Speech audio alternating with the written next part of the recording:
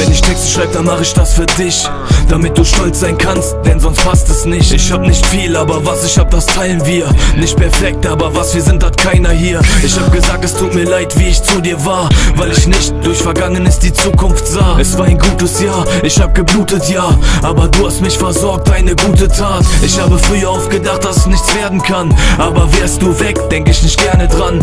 Ich hab schon oft so etwas angefangen, einen Text, der beschreibt, aber anders klang. Und das ist alles mein Ernst, du hast mich unterstützt durch dein Herz.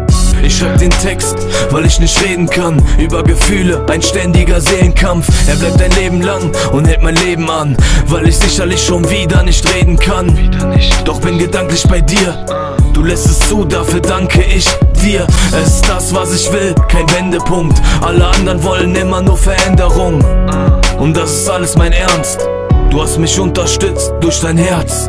Wenn du weg wärst, wär ich nicht ansprechbar.